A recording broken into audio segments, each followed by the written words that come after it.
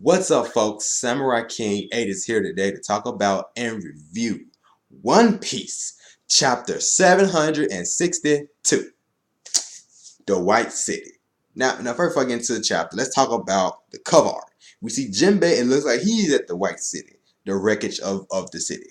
So, now let's talk about the chapter and all that stuff. And, well, if Jinbei's there, that means they're somewhere. Is it in North Blue? I forgot now where it resides, where it did reside. I think it was the North Blue, something like that. North or South Blue is one of those two, I believe.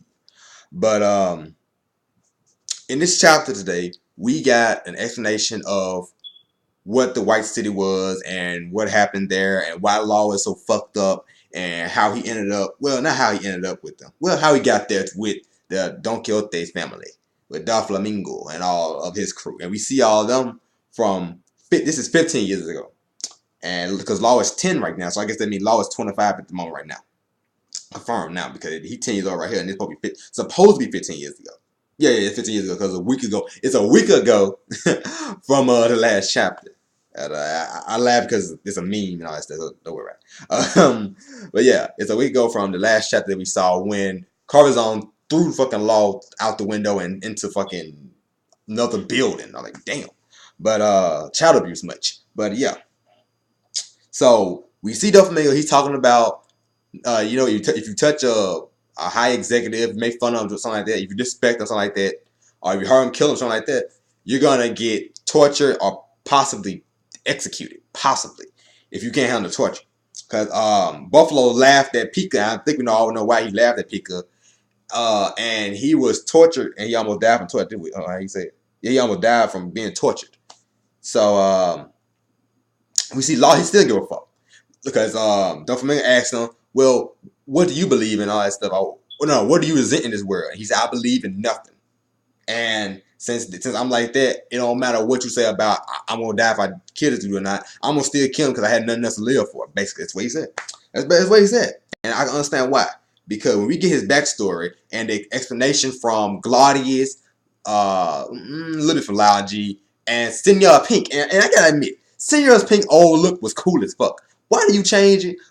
How did he go from, I don't know what happened 15 years ago, from 15 years ago to now, present time in One Piece, to where he went from looking real Devier and Suave and shit to now wearing baby outfit. I don't understand. And how the chicks all over him now, I don't understand this shit. I don't want to understand. But what we see here is a story of amber lead, the illness that's spread throughout Flevance. That's the name of the country. They dubbed it the White City because they found some material that was used for utensils, sweeteners, makeup, and even weapons, and amber lead. And so they got a whole bunch of wealth from it, from selling it and exporting all that stuff to other countries. And other countries were like, wow, this stuff is amazing. Thank you for getting into it and all that stuff. But the stuff is poisonous. Now, it's not contagious like everybody thought before, because Law is starting to turn pale now. And that's a side effect of the disease, besides you dying, of course. But you also turn white, and like I think you have white patches, and then you just turn completely white, and then you most likely just die. But Gladius go an explanation about the disease, and we see Doflamingo. He sleep with the book on his face. I'm guessing he sleep. He sleep with the book on his face because he can't read a damn book like that. He's reading about Flevance and all that stuff. I guess like things about the country. Because I'm surprised they even have a book about it. Maybe it was out before everything happened with the place. Because I would assume the government would try to make it where nobody has any recollection of it. Like I'm sure they would. That's something I would think they would do, because they took it out. But yeah. And this story reminds me of other things, a theory and other side of the story. So I'm gonna explain it a little later, but I'm gonna talk about this now. So after the world government found out about what this stuff was actually doing to people, killing people and all that stuff, they decided, oh, we're gonna stop. We're gonna just wipe all these bad boys out because they think the thing is contagious when in actuality it wasn't. And I don't know why they did that to the country. They took out the royal family and just decided, no, we're gonna kill off everybody. We're gonna create a separation barrier, a barrier around the entire country, so they can't leave and go as they please from the country, and so the disease won't spread in their mind. So I don't know why they're doing it, because it made me think about this whole outbreak of Ebola right now. And I'm sure Oda didn't mean that. I'm positive. Maybe I would doubt that he would do it just because Ebola going around right now. And I don't even know if they even know about it over there. They should, because they got world news over there. But still, the time of it is very odd. But I know it went on purpose by Oda, because Ebola, they didn't get big to it last week. He was on hiatus last week, so I don't know. Maybe he did change the story. I don't know. But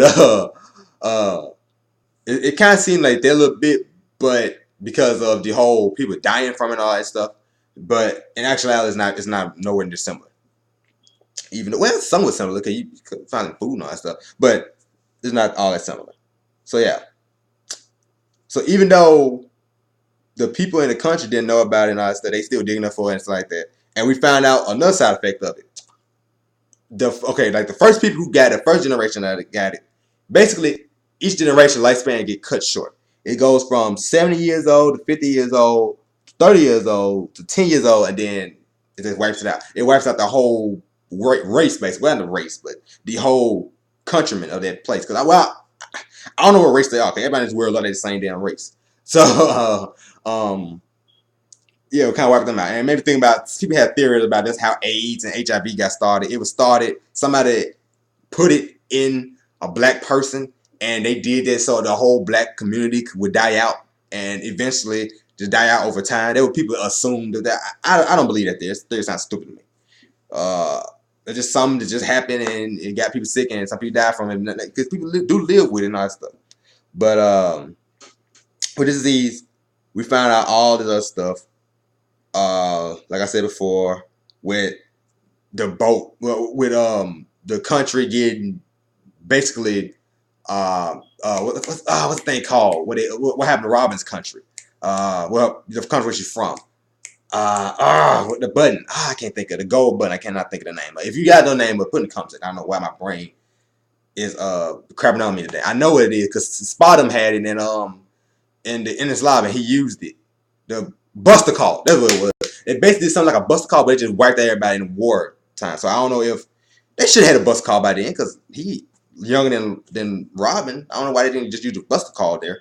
That would have been simpler to me if you're gonna wipe them out. I mean, just do it simply. Don't just fuck up everybody there. Like, they don't put your own army in danger of doing this stuff, dying from the disease in the air and all that stuff. If you think it's contagious, like, you just wipe them out with the Buster Call. To me, that has seemed like what they would do. But I guess if you did like that, then Law wouldn't be able to lead the country and all that, and we wouldn't have no story with him no more. But yeah. So now we get to Law's story. Law's parents were doctors. His dad was the best doctor in the country, as he said, and I'm sure his mom was either helping him or a doctor as well.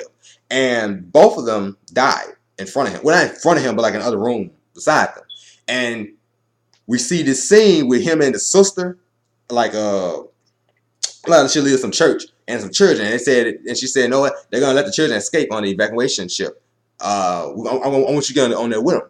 And he, I don't want to go because my sister is in the hospital still, and I'm waiting on her and all that stuff. And you see her crying and all that stuff. So he goes in there. She's like, she want to go to the festival and all that stuff. No. She said, "What's out of north outside?" And she in the hospital bed. He said, "That's the festival outside. Flevance is known for their festival." And then he hears the shots. His parents get shot. Then he comes back in the room. He go back outside. All of the kids and the sister who said, they're all, and no matter what despair there is, there's always a merciful hand reached out for you. All of them dead. His kids and all that stuff, all them kids dead. And the hospital his sister was in has been burnt up, and the sun fire is up in flames. And the way he got out of the country is he had to hide on a bunch of other corpses. And this chapter was on some berserk level shit, bro. I mean, with all this death in this dude's backstory. His backstory got a bit sad. It's sadder than Robin's. It's sadder. I mean, it's similar, but still sadder because it's sad, man. And you see why I made him all fucked up like this. And so we see at the end of the chapter, he stabs Corazon in the heart, and I still look in the heart. And Buffalo sees it. He's gonna tell the young master. So, and Law thought, man, anybody around, I'm gonna stab that motherfucker and get him out, get about my business. And nobody gonna see it anyway. But Buffalo saw it, so we're gonna see what we're gonna try to do with Buffalo. Even though we should know that Corazon is not gonna die, and neither will Law, because for one, it's a backstory. Now everybody we see right now should still be alive, and Corazon will help Law out. So Law keeps talking about what happened 13 years ago. And this is 15 years ago. So whatever's gonna happen is gonna happen 2 years from now. Well, from right now in that point of the story. So that's all we see from the chapter. Overall chapter. Good, great chapter. I love it. I finally glad we got this Law's backstory. I guess Oda want to do it this way so we can have hype going each and every week. And I think this is another thing he want to do too. He want to have hype with the anime and with the manga at the same time, because the anime is getting a major hype because Sawa hasn't been revealed, but he just saw him for the first time going to the Coliseum for the fight. So that's why I think they kind of want to do wait on the anime to catch up, so they be firing on both cylinders, something like that. So that's it for me. See you guys later. Samurai King Gate. Overall review, I would give it a 10 out of 10. It was great. Amazing. See you later, guys. Like, comment, and subscribe as always.